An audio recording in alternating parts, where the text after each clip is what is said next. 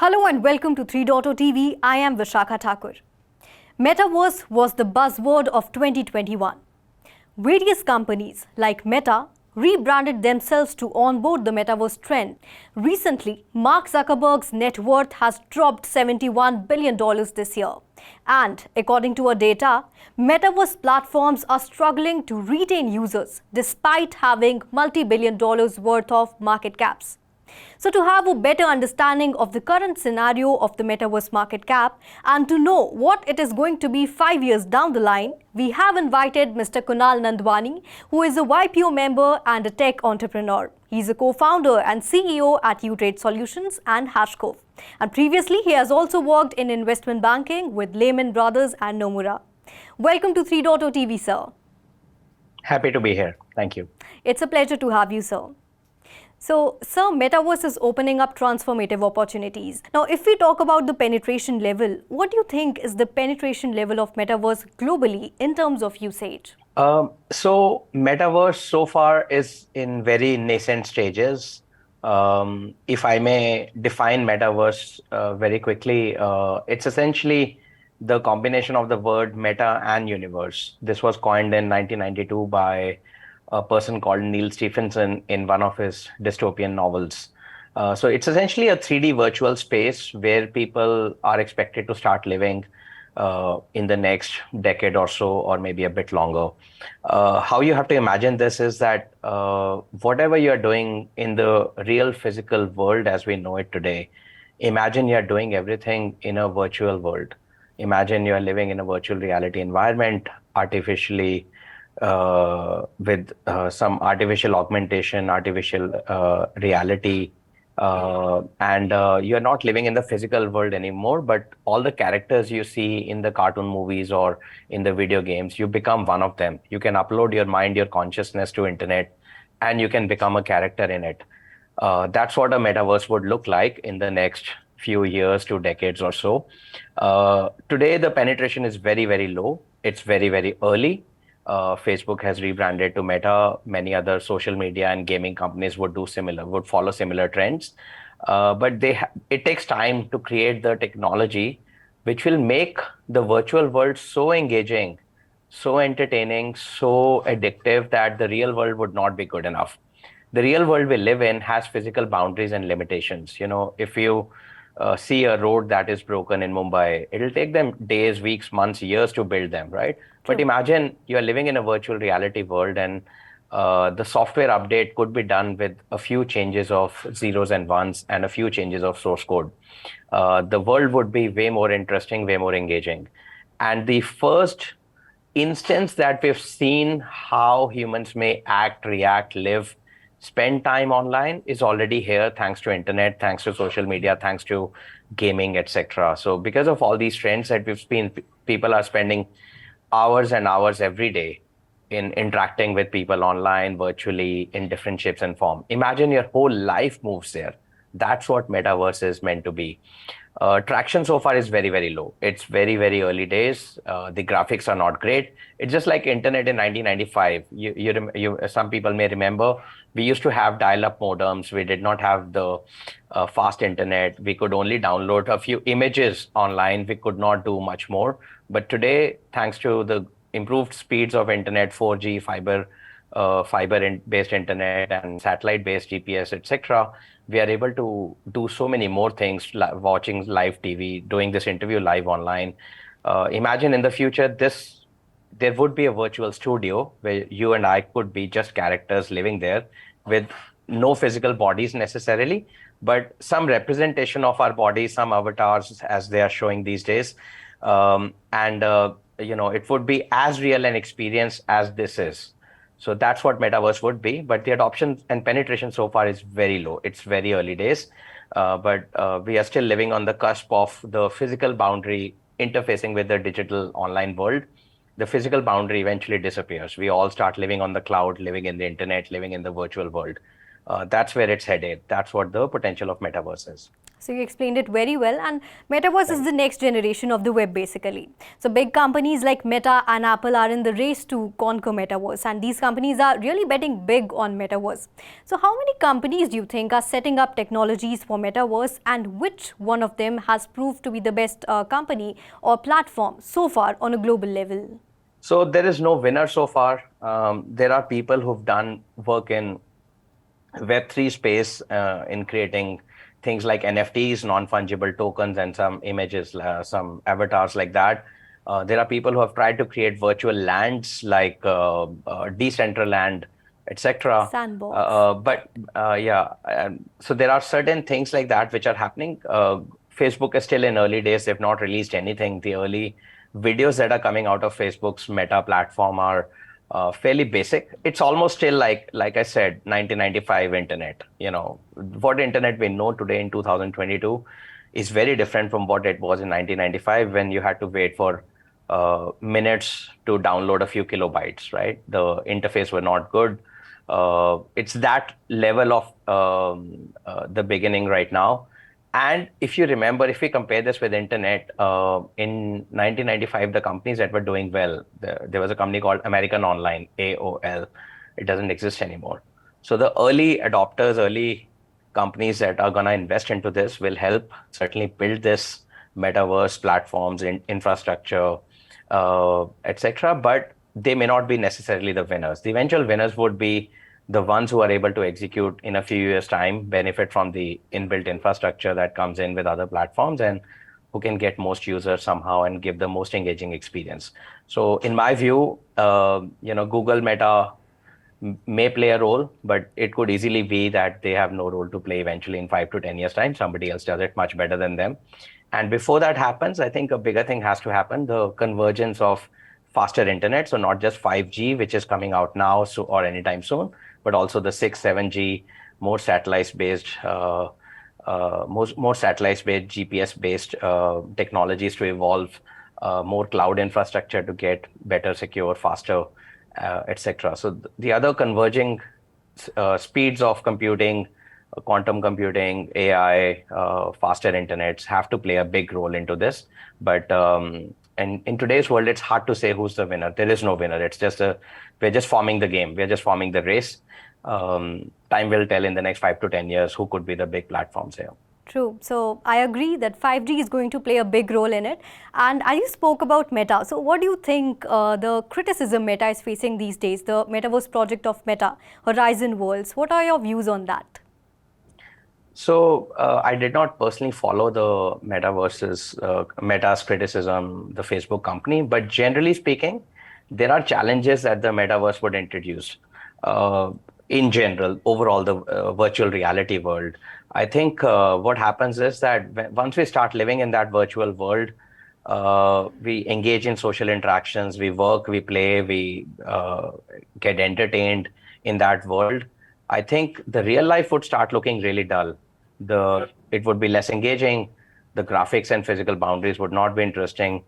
The metaverse would be highly addictive, and it will have much far-reaching consequences. Think about what social media has done in the last 2 decades. It has led to a major mental health breakdowns of people, right? So mental health has become a big issue, and primarily it's driven by social media. Now imagine if you're living in these virtual worlds which are so high on dopamine release in the brains, and where we could be easily manipulated or we become hackable humans. I think what will happen is that we'll go down some rabbit hole of some sense. The consequences would include that the evolution in the parallel digital world would make us slaves to these devices, which would be the 3D glasses and other things that these companies are coming up with. Yes. And we will constantly become pretentious, unnecessarily comparison encouraging people, and it can lead to even bigger sense of losing our own identities. And to survive and flourish in such a world, you will need a lot of mental flexibility, reserves of emotional balance, something that we are inherently lacking. So there are lots of challenges here, and the inability of the governments around to regulate the social media and other things has proven that even in Metaverse, it will not be an easy transition from the current physical world. So lots of challenges, but specifically to Meta's Horizon one, I'm not fully aware what's gone there, but I think it would be a real challenge for humans to leave their own spiritual beings and leave their own inner divine connect, so to say, and just go online and be hackable by anyone and everyone. So it'll be very risky, but we'll see how that plays out. And recently, in Meta's Connect conference, they have released their new VR headsets, Quest Pro, which costs around $1,500. So, which is really a high cost for normal people. So, moving ahead, how many Indian companies do you think have bought land in the Metaverse? And if we have to buy a plot on any Metaverse platform, be it Decentraland, Sandbox, so what would be the capacity of a single block in Metaverse? So I'm not aware that there is any such data that exists. And given the India's existing regulatory framework with where there are things like FEMA, Foreign Exchange Management Act, RBI's limitations of allowing any Indian citizen to buy or invest certain assets in a foreign country or in a virtual world. I think given the limitations, this data somehow does not exist as far as I'm aware.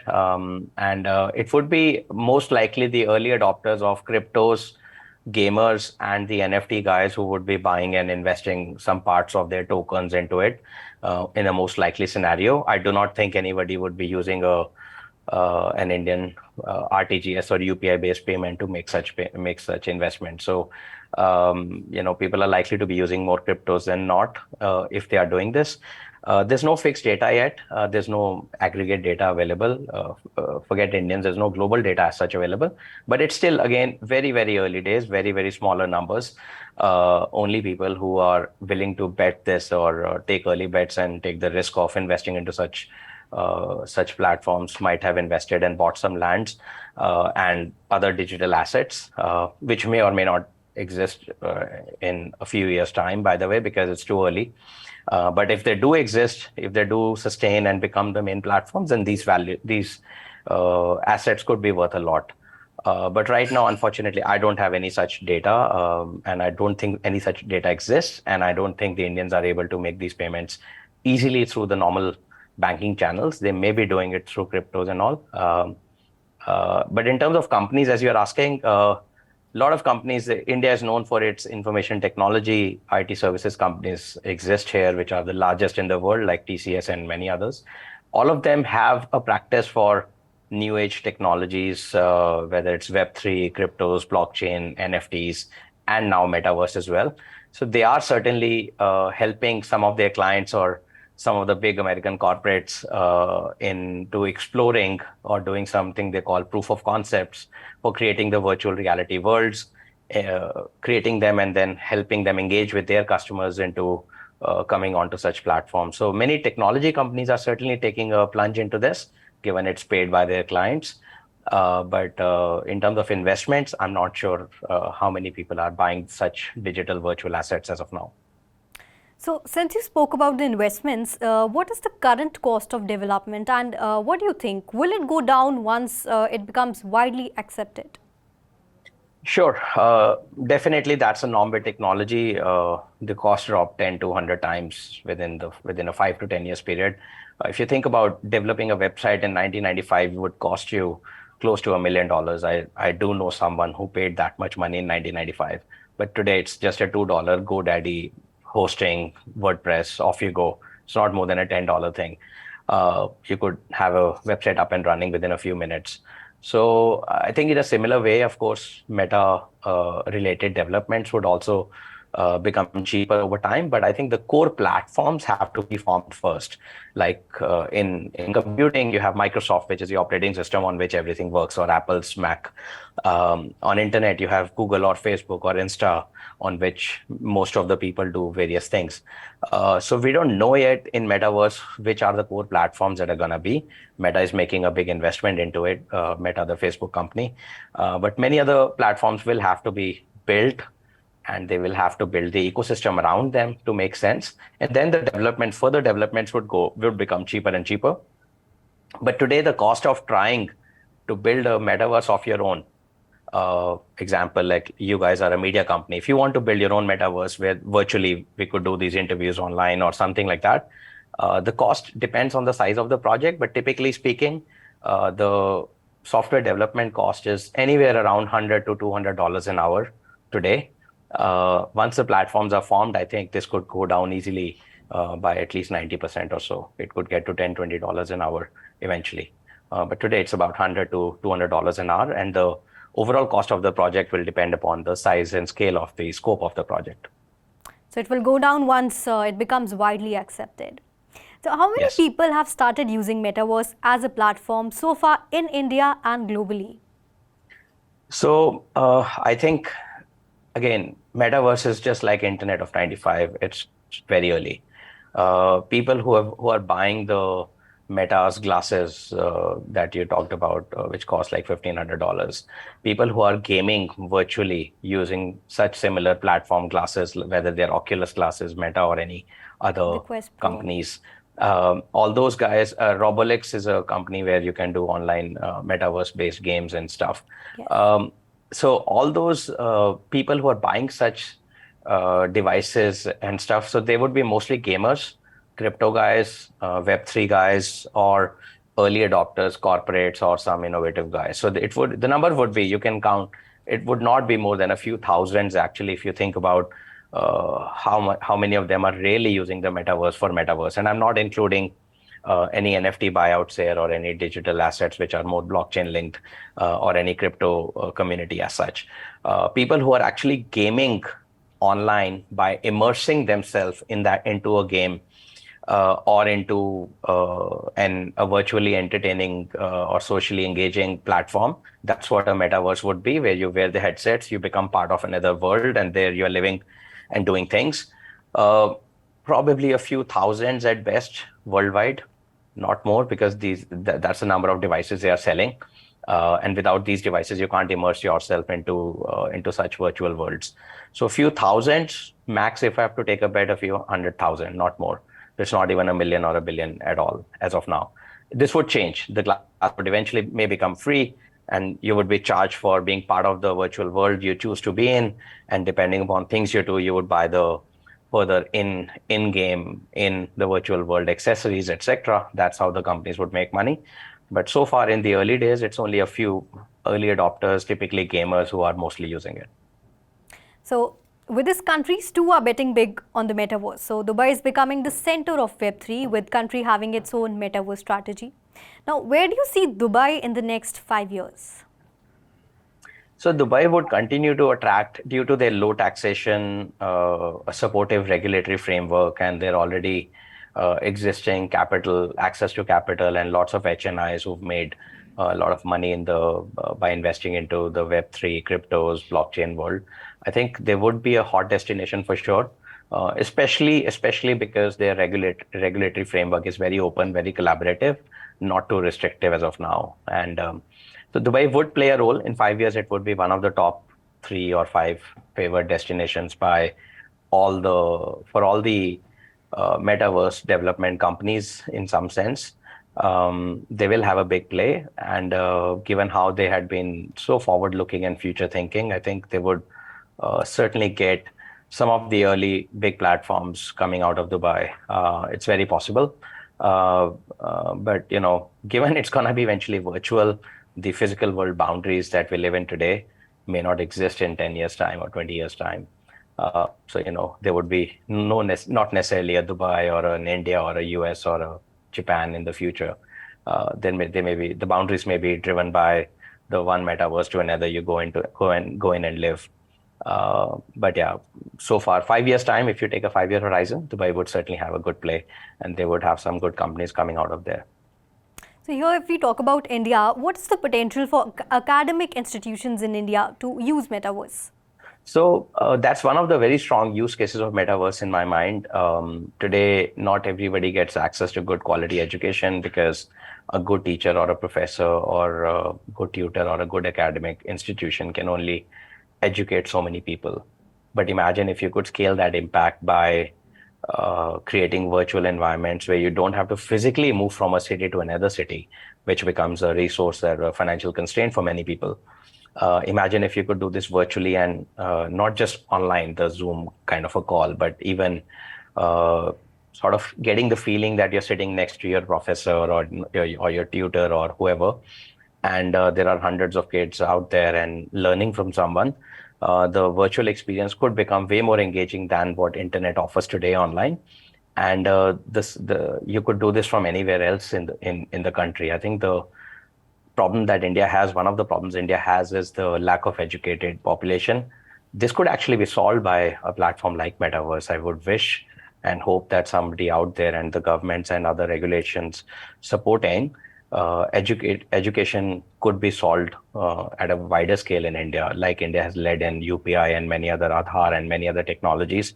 I wish they could lead in a virtual education experience like this through Metaverse and academic institutions. There would be a byju's for Metaverse for sure. Some big company some company would move fast and do it very well. It's very likely in the next 10 years that this would happen. So major, big opportunity for everyone. All right. So how do you think the digital identities are going to play a role in shaping the Metaverse forward? So digital identity is an interesting one. Before digital identity, I think we should think about what is our identity in the physical world today. In the physical world, my identity would be my name, my date of birth, my identity card, my passport, my nationality, etc. Maybe my caste, religion, etc. Right.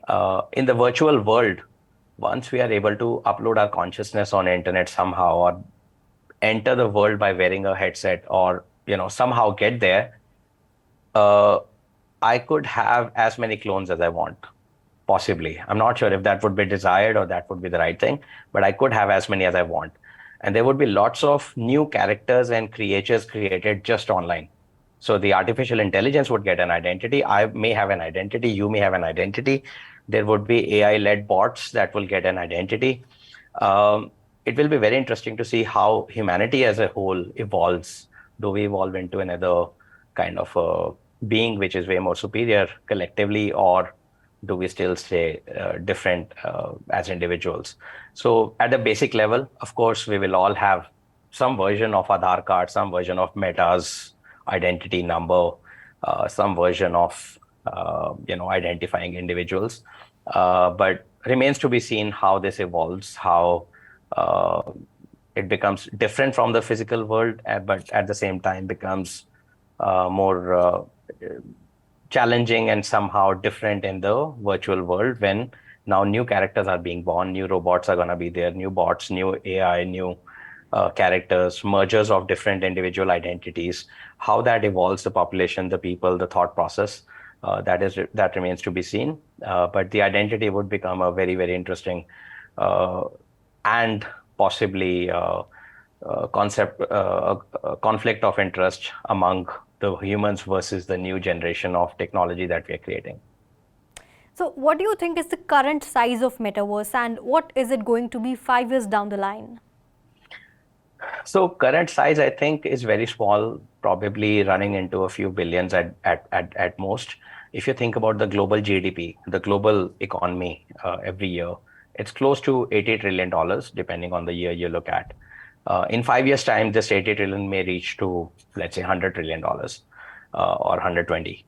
I think at least 5% could become Metaverse.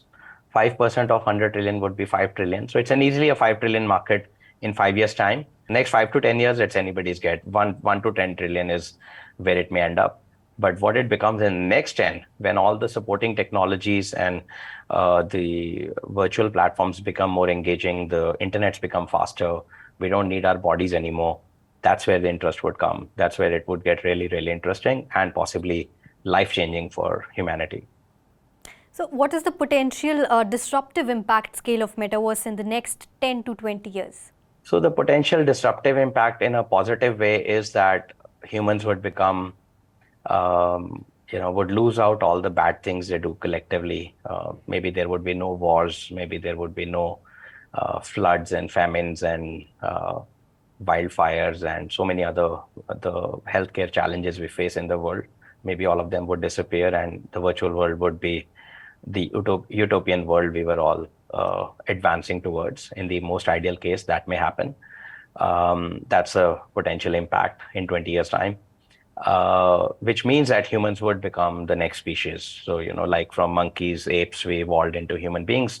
Now we are becoming some digital, virtual, human consciousness-led beings who are, some kind of a digital and human combination, culmination of a new identity. So maybe that's the evolution of humanity in the most positive way. Equally on the negative side, I think on the other hand, you can think about us just losing out our spiritual connect, our meaning of life, and we just become slaves to the technology and become easily manipulatable, hackable human beings, like what social media has shown us in the last 10 years. In the worst case, we'll just lose out the whole of the purpose of the humanity and the spiritual being that we are meant to be. We are already losing that inner connect today. We are just living in the external life, and the external life becomes virtual. It becomes very easy to hack and manipulate the human beings. We just remain hackable biological animals. So that's a worst case scenario. So I hope somewhere we'll be more on the brighter side than on the worst case side. So leaving the worst situations, the evolution of humanity in the most positive way. All Yes. right. So thank you so much, sir, for being on 3.0 TV and sharing your views and knowledge with our viewers. It was really great having you on the show. Thank you. Thank you. So this was Mr. Kunal Nandwani, co-founder and CEO at uTrade Solutions and Hashcove. He gave us an insight to the current scenario of the Metaverse market and what it is going to be 5 years down the line. Keep watching 3.0 TV for more such interviews, and do not forget to like, subscribe and share to our channel. And for instant updates, do press the bell icon. This is me, Vishakha, signing off.